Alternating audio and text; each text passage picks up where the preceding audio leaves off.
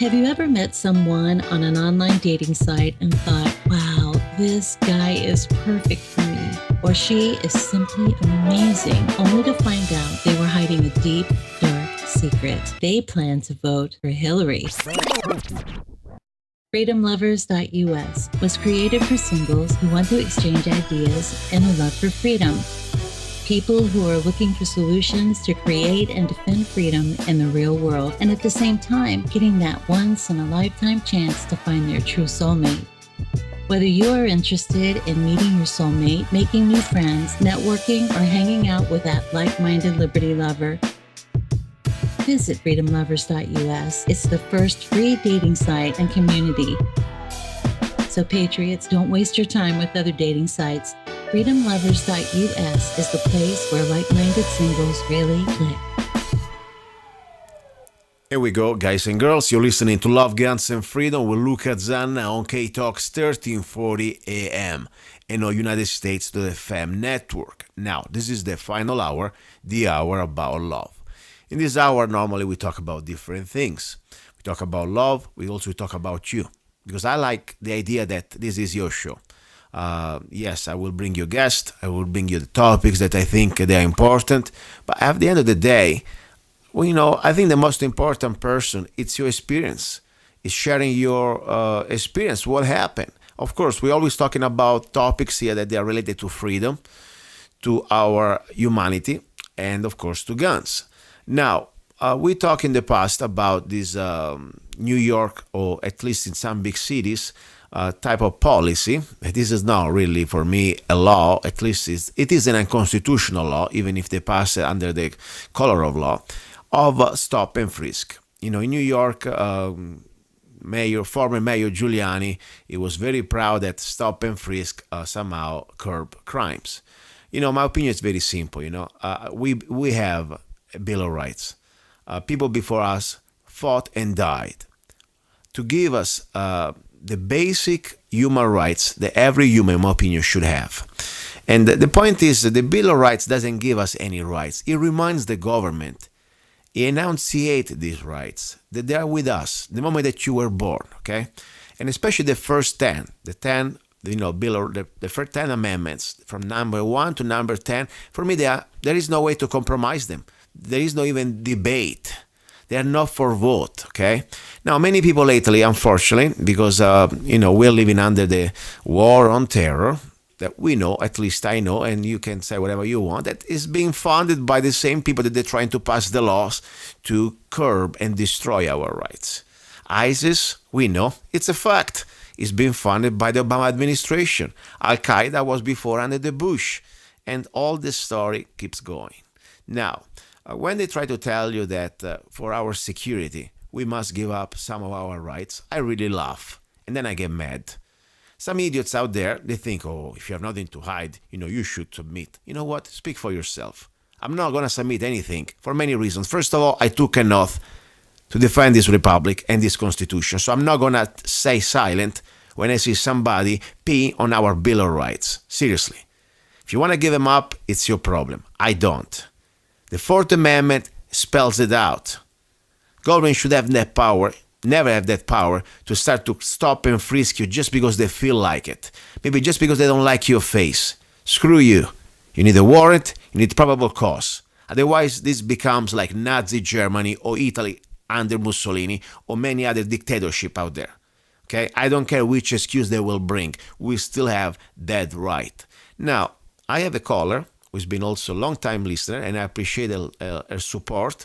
Also be very nice with me, give me gifts for my birthday and everything else, who's calling from the East Coast, a place normally that for me is kind of another reality. I live in the middle of the Boonies here in the Southwest. I don't really see big cities, but I like to listen from people living in these big cities and to share their experiences, especially when it comes down to stop and frisk.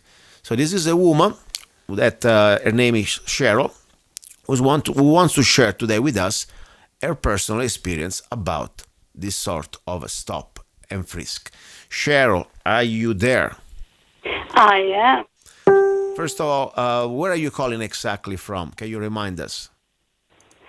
I'm calling from Pennsylvania. Okay, Pennsylvania. And, I give you the floor now. And I want you, first of all, I want to ask your opinion. Do you believe that government should have that unchecked power to stop and frisk American people, or people in general, but especially American? We're talking about American people here, American citizens, just because they feel like it, violating our Fourth Amendment. You think that's supposed to be okay just because now we have to be worried about the people with the turban? By the way, that I believe Muslims, terrorists, yes, their reality, their problem, but government brought them here. That's another story. But anyway, regardless, should we give up our Fourth Amendment? Well, I think that they should do stop and ask. That's originally what they did. I get to that in my conclusion. That maybe it's okay to stop and ask you, but I don't think they should do the frisk part. Mm-hmm. But that was in my conclusion, so I'll get to that. Okay. Anyway. I mean, stop and ask means, yes, I can even give you my Fifth Amendment, so you can ask all you want. Thank you very much, officer. I don't want to talk to you. Okay? I mean, that's fine. Talk is free, okay? But you don't start to ask me for an ID if there is no probable cause, because this is not like paper, please. I mean, if you start to ask, first of all, there are Supreme Court cases that you cannot just ask paper to people just because you feel like it. Should be some sort of a probable cause. But regardless, they can ask. That's fine. Have a wonderful day. Am I free to go? That would be my answer. But beside that, now, in New York was the law of the land, or at least the city ordinance, under Mayor Giuliani, that the police can stop and ask you documents and frisk you, even if you have done nothing, even if they have no any type of, let's say, constitutional legitimacy to do that type of legal action against you. So do you believe that would be good, just to start to say, show me your papers, and if we don't like your attitude, now bend over and we're going to start to frisk your ass. What do you think? Well, in my story, that's what I was going to say, all that, how exactly what they did. Okay, go ahead. All right. My story is I was stopped and frisked, and much more, in North Philadelphia. Now, when people say, no, Philadelphia, what were you doing there? Well, that's my story, how it happened. And that was the night my Fourth Amendment was shredded completely. I mean, when you got two officers that have guns there, you do what they say. So at any rate, I was living and working in Philadelphia at the time. I was working during the day in Kensington at Episcopal Hospital as a cytotechnologist. And when I was done, I went several blocks west of Kensington, and I was in North Philadelphia. I worked at a clinic called Maria de los Santos. It was a part of Philadelphia Health Services. I had helped them start their cytology lab, and I was their cytotechnologist. So the one night, the cleaning lady came in, and she looked like she had been crying. I was sitting there at the screen pap smears. And I asked her what was wrong. Why was she crying? And she said, will you help me? Can you do me a favor? And I said, well, that depends on what it is. She said, well, my car's in the shop. Somebody brought me here, but I have no way to get home. And I said, well, what about the person who brought you? They can't. Well, did you ask anybody else here? Everybody said no. She said, you're my last hope. And I said, oh, boy. I said, you want me to take you home in North Philly at night? And I said, that's dangerous. I said, after I drop you off, I'll be alone in the car. And if my car breaks down or I get lost, I'm alone in that car. I said, I don't think I could do that. And then she started to cry. And I just stared at her and I said, I know I'm going to regret this. But I said, I'll do it. So after work, we went out to the parking lot, and she said, I want you to make sure every one of your windows is up tightly, and I want every door locked, and I had a 4-door. And I said, oh, where is she taking me? So I got into the car, and I started driving to her house, and about a few blocks before her house, she said, I have something to tell you. I said, okay. She said, when I get out, make sure you relock this door. And I said, fine. And she said, also, when you come to the stop sign, nobody stays long at the stop signs around here. So she said, if you do, there's a lot of drug dealers here, and they will come and break your window and attack you. I mean, where are you going? Are you going to Iraq? This is like America. I mean, what is that? North Philadelphia? North Philadelphia, Oh my God. yeah. You need to So double I said, insurance. oh, wow, I was regretting I had even done this. I said, wonderful. She got out, I locked the door, and I continued to the stop sign, and there was nobody. There was no cars. There was not one person there. There was no drug dealers. And I sat there and I said, I wonder how long I have to sit here when there's no traffic and it's dark. There was nobody had a light on. And so I stayed there as long as I thought was okay, legal. I started pulling out, and all of a sudden there was a police car behind me, siren going, light flashing. I said, oh, he mustn't have thought I waited long enough. Now I'm going to get a ticket. So I pulled over. He pulled over behind me. He comes up to my window, and instead of saying anything about the stop sign, he said, where the hell have you been and where are you going? I was in shock. And I said, well, officer, I just got off of work at Maria de los Santos, and I just dropped off a coworker whose car's in the shop, and now I'm going home. And if I don't live in this neighborhood, and I said, I am tired. I work 2 jobs. I want to go home. He looked over at the lab jacket, and he pointed, and he said, who does that belong to? And I said, me. I just told you I work 2 jobs. The first one is at a hospital, and they require I wear a lab jacket. I'm taking it home to clean it. And then he asked for my IDs. You wouldn't have been proud of me, Luca. I handed them to him. He asked for my license and my insurance and my registration and all that, so I gave it to him. I can ask you something. What is, when they stop you, what was exactly the cause, the probable cause, why stop you? Well, that's what I'm getting at. Okay, go I ahead. thought it was a stop sign, but in the end, it wasn't. That's what the rest of the story is about. So at any rate, I gave him everything, and then he handed it back to me. I thought, well, he's going to give me a warning and let me go. And I no sooner got my IDs in my wallet, and his voice changed. He yelled at me, get out of the car. And I said, what? Get out of the car now. You heard me. Wow. And I thought, what do I do now? So I got out of the car, and I'm standing there, and he screamed at me, spread your legs. And I said, excuse me, what? Spread your legs. And I said, and this guy looked like Kojak with scars all over his face. And I said, oh, if that creep touches me, I'll scream. And he did. He came over towards me. And I'm telling you, Luca, he touched every part of my body.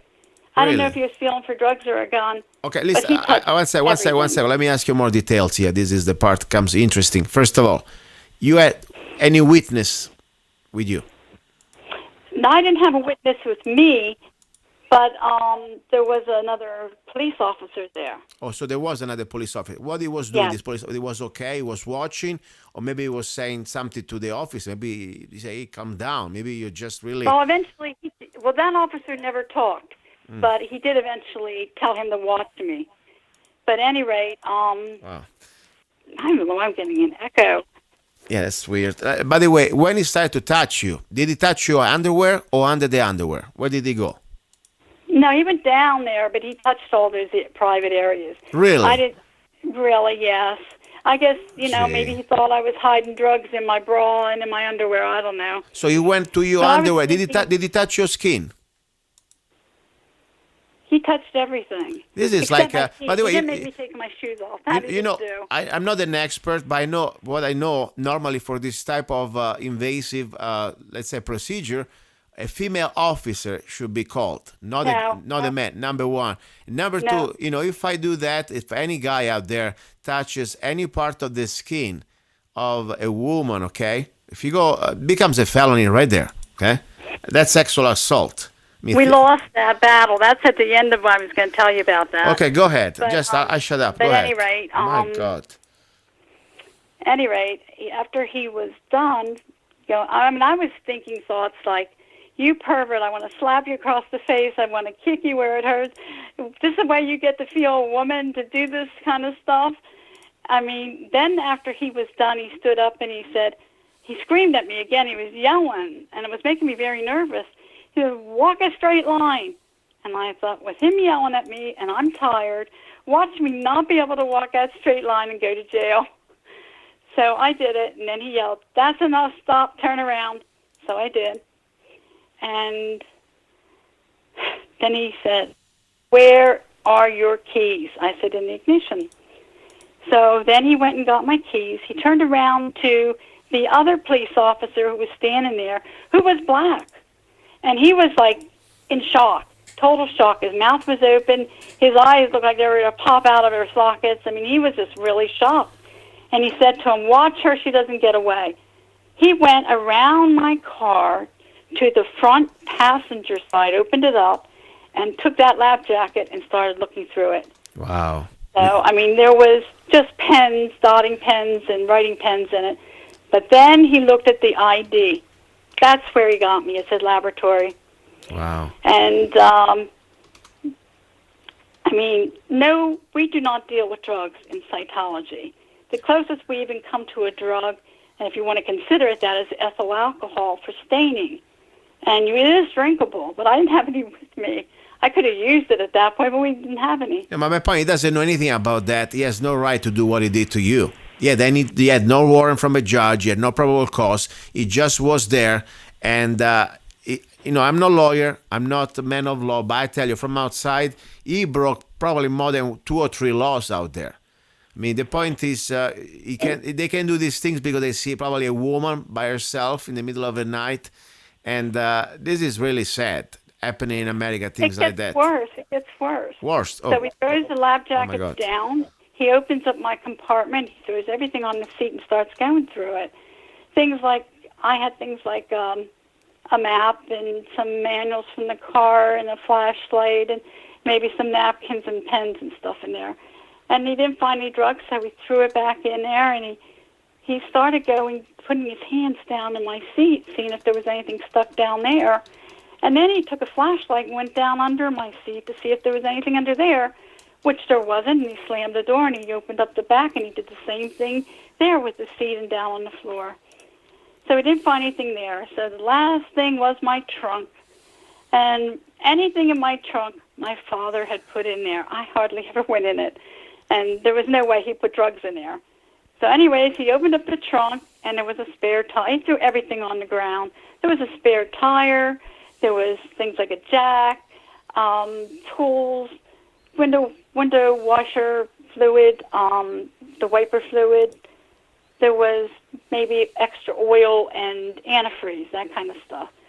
So he didn't find anything. He threw that in there, and he slammed down the trunk. And then he comes around to me, and he hands me the key, and I thought, well, maybe he's going to be nice and apologize. He didn't find anything. Instead, he says, you get the hell out of here, and don't you ever come back. Like what? Is that his own private property? I mean, who is God telling you that? I mean, this is a cop, right? This is exactly Philadelphia Police Department. What is that? How do they call themselves? What is their name? Narc. He was a narc. That's what I found out. Who was that? There's a difference. He was a narc. A narc. They specialize in narcotics. Oh, the worst then, really. I mean, in my opinion, these are the worst. They're trained to be like this. And those scars on his face, he probably was in a lot of fights in that neighborhood. I'm sure he didn't get beat up enough, in my opinion, because this piece of crap, he still have a badge, he still has some rules, he still has some, he took an oath to defend the Constitution himself and the state Constitution, and he acted like a pure thug. That's what he did, in my opinion, for what you're telling me from here, okay? Of course, I wasn't there. When there. I got home, I did call his place that he worked, his station, his department. And I got to speak to his boss. And they got him on. I don't know if he was a captain or who was on there, but he claimed he was over him.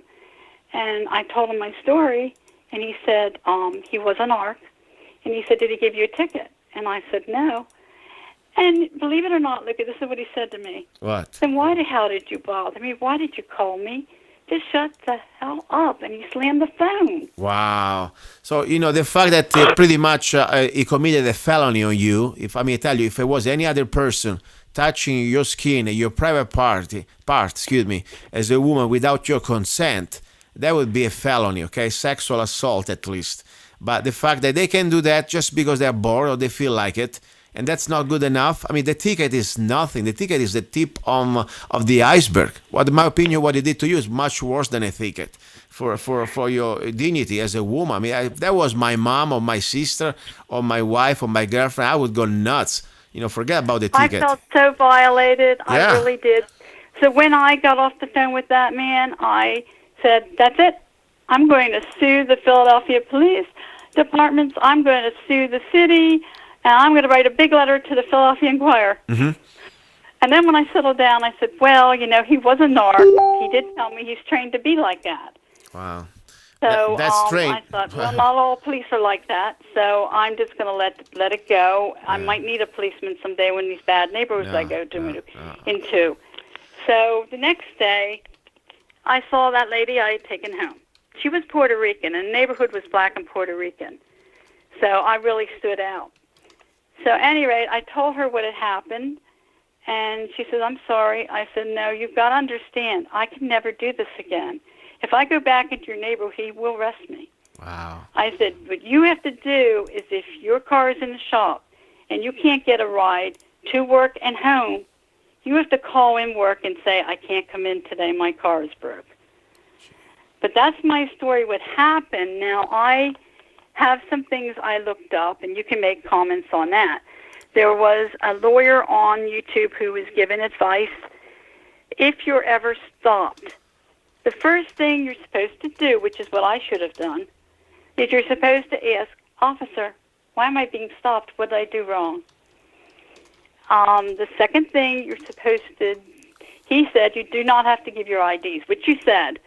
He said you do not have to, and you can ask the officer, give me your name and I'll give you my IDs. I think that would cause a lot of confrontations. Yeah, especially if you have no witnesses, they shoot you first, and then they Right. ask you questions later, especially when you're by yourself and no video camera. One thing I want to say to everybody, it is very important, and I don't want to put down every cop, because I know there are decent human beings out there, beings try to do their job, but unfortunately, the statistics now start to come out more and more. What you're saying here, it's coming out more and more I think it's something changed. Corruption has always happened, okay?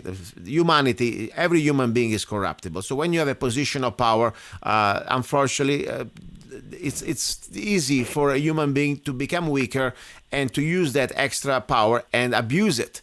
And I'm not saying every cop is bad, but I tell you, recently, the last few years, reading the news and watching videos, especially now with the technology that we have, we can watch as the first eyewitnesses. I was watching right now a video while we were talking about 2 or 3 guys that been pulled over by a cop, and they all immediately stopped the car and they put themselves on their knees. And this guy, well, just because he turned his head for a moment, he was kicked in the face against the car. It was ridiculous. And that was on video, the same video from the police car. So I tell you, I think there is something going on that comes from the top, because the new federalization, the new type of training that they receive, they also, I believe, the type of recruiting is being proven that if you are too smart, they may not even want you. There was a lawsuit of a police officer, or at least a guy who was trying to become a police officer, who passed the test, and he was a very smart guy, and he proved that they were hiring people that were much dumber than he was. And the judge said, that's the way it is. My point is, there is something terribly wrong it's happening. And I'm very sad to hear that, because this is supposed to be America. And now you realize that they're doing that more and more. And every time they pick their prey, they know that normally the average person does 2 jobs, does have enough money and resources to fight back, and they take advantage of that. And who has really the money to go to... Well, Luca, yeah. I have 2 more things that lawyer said that will get you out of no matter what Tell they me, find. go ahead, please.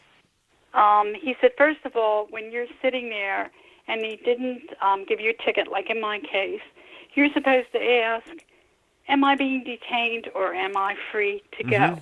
Yes. Am I being detained or am I free to go? You're supposed to keep saying that. And if he says you're being detained, say why and on what grounds. Exactly. The last thing, and this is very important, everybody should remember this, whenever he wants to do any kind of searches, you say, officer, I just want you to know, I do not consent to searches. Yes. He said he'll be floored because it's a legal term when you say that sentence. Yes. I do not consent to searches. Yes. Well, at least, So at any rate, I have some info on stop and searches. It first started around 1964, 65. Before that, it was called stop and ask. Yeah. New York uses stop and frisk more than any other big city. Yeah. Next to New York is Philadelphia, then Boston, and then Baltimore. Another name for stop and frisk is the Terry stop. Wow. Only 0.2%, Luca, only 0.2% of all the stops and frisks have had guns. My gosh. Okay, keep that in mind. 50% of the stopped and frisk are between 14 years of age and 24. 14 to 24. So they're very young. That is the so use sad. of stop and frisk peaked in 2011. From when it started to 2011, it kept going up in the thousands, and then started coming down. And now, the thing about Trump and Hillary, when they were talking about, is it constitutional? This is the ruling. I actually looked it up. In 2013, it was ruled in the court of law that it is not unconstitutional. It is not unconstitutional, but the way it was being practiced was. Okay. So that's where the confusion is. Well, let me, they can say, lawyers and judges can say that the sky is pink and an elephant is flying. I tell you something. This is, for me, to a point that we are giving so much power even to read the Constitution and the Bill of Rights. That was written in such an easy language. It was so simple and also so short. It's not like Obamacare, 2 million pages. This is something very simple. If an immigrant like myself can read it, okay? The right of the people to be secure in their persons, houses, papers, and effects against unreasonable searches and seizures shall not be violated, and no warrants shall issue but upon probable cause, supported by oath or affirmation, blah, blah, blah. So my point is, right now, all these officers, police officers, whatever they want to call themselves, they took an oath in front of God, in front of the American people. They put their hand probably on the Bible and on the Constitution, or at least they raised their hand. And this is part of what they're supposed to defend. So all this story, they're here to defend us and keep us safe. That's a bunch of crap. These people, unfortunately, they're being brainwashed to enforce the new police state in America against the American people. And I feel sorry for them, because one day, when they realize what they're done to us, they will be too late, because this crime will be perpetrated, and it will apply also to their sons and daughters. And they have created this new complete tyranny that all the new generation will be subjected to.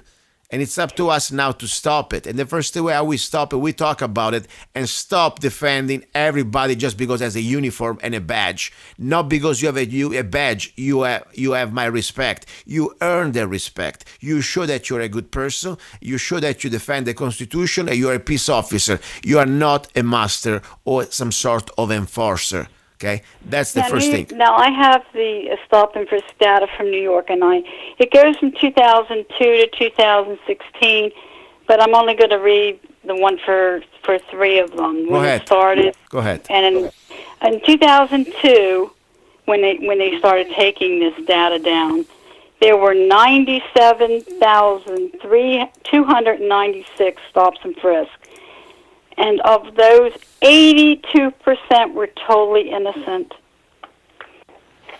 Now, in 2011, which is the peak, I picked that one because it was the peak, in New York City it went up to 685,724 stops and frisks.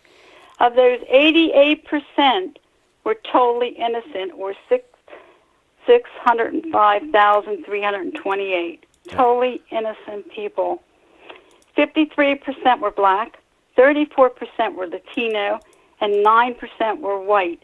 Now, you could say from those statistics that maybe there's racial profiling going on, or you could turn it around and say, well, maybe they do more crime than whites. But, I mean, so far, that's what it was for 2011. Yeah. Anyway, that's now also... I have something for ladies. You'll want to hear that one. Go ahead, please. Go ahead. I want to hear you. They rounded 2011 off to 700,000 stops and frisks. And they said of that, 46,784 women were stopped in New York City. Wow. 16,000 were frisked. Of those, only 59 guns turned up. Yeah. And that put the rate of you're going to love this one. That put the rate of finding a firearm at 0.13% for women compared to 0.12% for men, which resulted in 3,993 arrests. You know, and it said that most of these stops and frisks ended most often in low-level weed charges or marijuana. And the last thing that says on there is that the complication for this is that women don't want to be frisked by a male officer, that they're demanding they want a woman officer to be there or do it. And it said, ladies, you lost your case. It's legal for a male officer to do it. I don't want to be frisked, period, okay? I don't want a frisk, period. Just because I'm walking on the street, you know, I don't want to be talking to you unless you have probable cause that I commit a crime. That's the bottom line. Well, I didn't do anything but take anybody home. I know. My point is insane. I tell you, you know, why you think, seriously, I'm coming to a realization that I could never go to one of these big cities because it is so completely another world. It almost seems like we have two Americas. Don't get me wrong. They do crap even here in Arizona. Sometimes they do their same type of things. They try to do the same things. But there is a little different type of, let's say, society. First of all, you know, here it's our right to be armed. Okay? We don't even need to have a permit. And don't push too much tyranny on our face, because American people here in Arizona, or at least Arizonan people, you know, there is a point that if you assault somebody, if you touch, you know, without probable cause, a sexual assault, a woman, or even a man, you may never know who you're going to find there. Okay, so I think there is much more responsibility and more respect here, in some reason, in this rural part of America at least.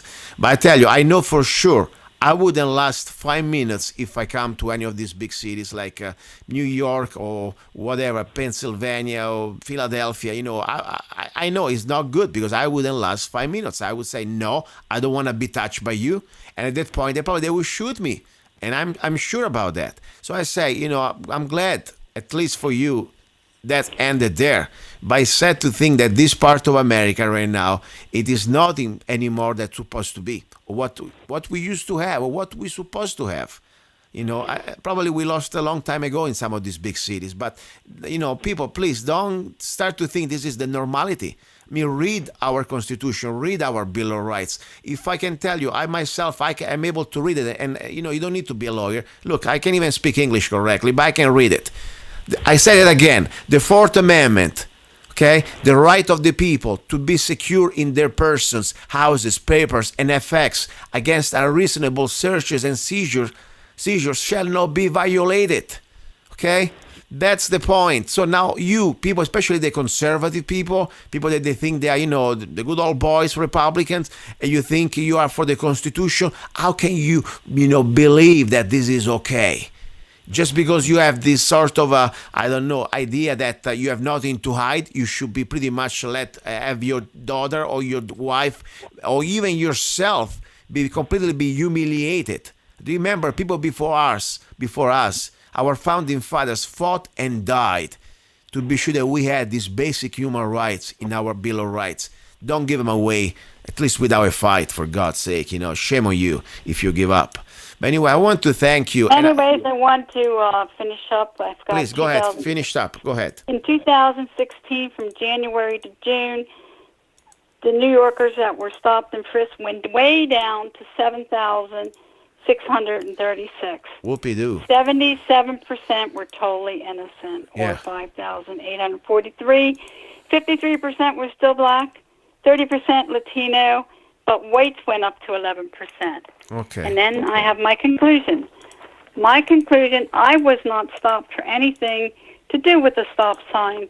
I was stopped because I was blonde-haired, white skin, and a woman. Yeah. And they do claim that the drug dealers use Oh, please. women such as me. You know, now let me tell you my reason. I think he was a horny bastard, and he wanted to have little fun. And he said, you know what? Let's have little fun. Let's show his boss here. I really believe that. Has nothing to do with the conspiracy that blonde women, they're potentially, drug dealers. That's pure BS. I think they found a single woman, probably attractive there, driving around with no witnesses. Guess what? Unfortunately, some of these people, they're typical bullies that at high school, they couldn't have a girlfriend and they had to go find behind the badge the little power to feel a man. That's what I really believe. Maybe just I'm wrong, but I don't think so. There is Well, no at the excuse. time, I just thought maybe it was because the hour I was there and because of what I just said about my white skin, blonde hair, and what was I doing there, because it was a black and Puerto Rican neighborhood. And so what? And I mean, it was, I thought maybe he thought, especially when he saw the lab jacket, that I was dealing in drugs. Listen. And Now, I did read one article that the best way to get stopped and frisked Yeah. is to be a minority, a friend of a minority, or date or married to one. And I guess I was like a friend of minority because I took her home. I say the best way to fight it back is to have witnesses, video cameras, and sue the bastards. That's what I think I say, in my opinion. Because I tell you, this is, if you had some witnesses, if you had a video camera, if you had a couple extra bucks to show him that you are not just here giving up, maybe you have a good lawyer that would take the case and start to sue the old departments, to sue her, the bastard there, and also the city, they will start to change attitude a little bit. Unfortunately, people, they are, trying to work for a living and they don't have the resources. And, they don't have maybe, you go by yourself. You don't have witnesses. Now I say everybody buy some of these video cameras, especially micro cameras. They are affordable.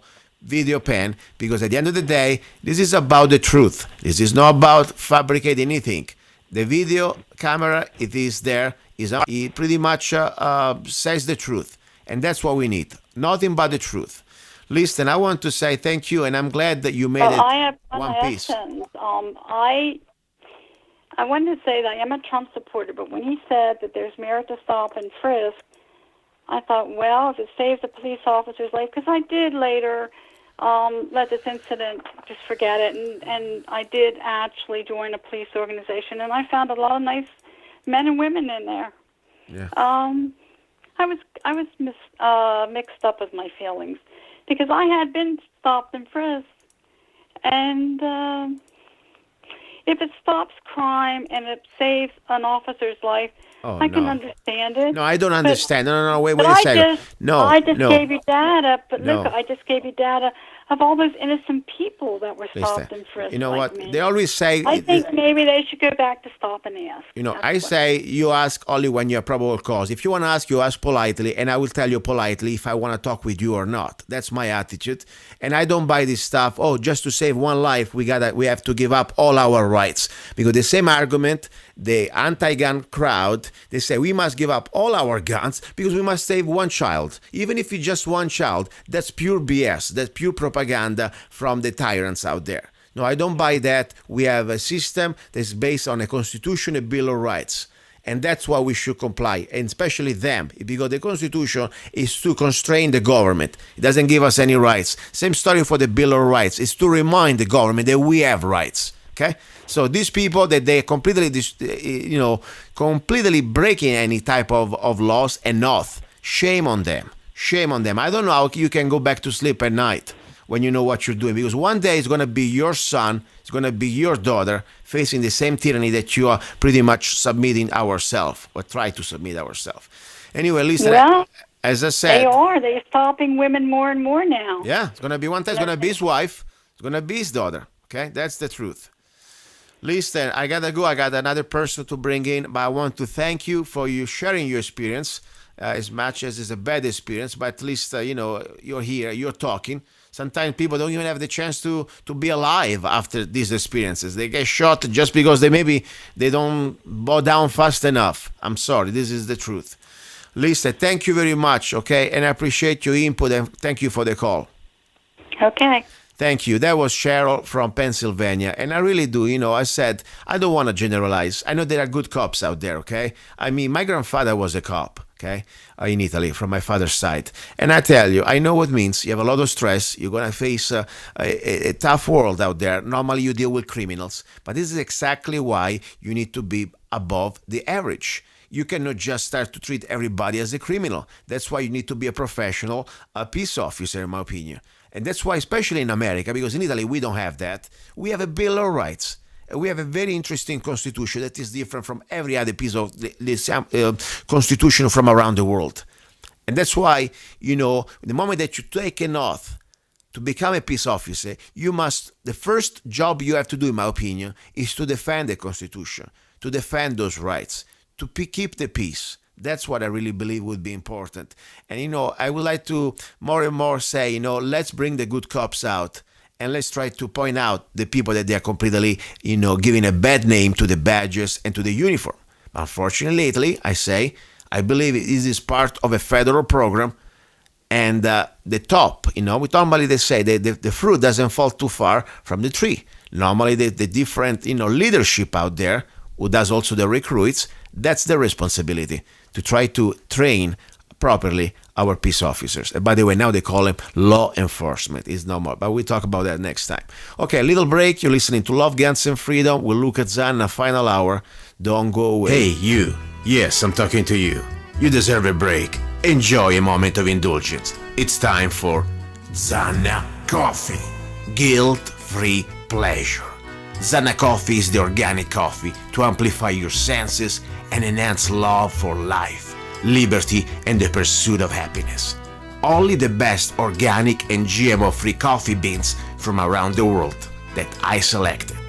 Zanna Coffee brings you happiness in every cup. Fair trade certified, sustainable organic coffee. That means we do not use slaves. Free Zanna songs with every coffee bag. Find Zanna Coffee at www.zannacoffee.com www.zannacoffee.com. Get your coffee bag now. Don't be cheap. Life is too short and you deserve the best. Zanna Coffee. Okay.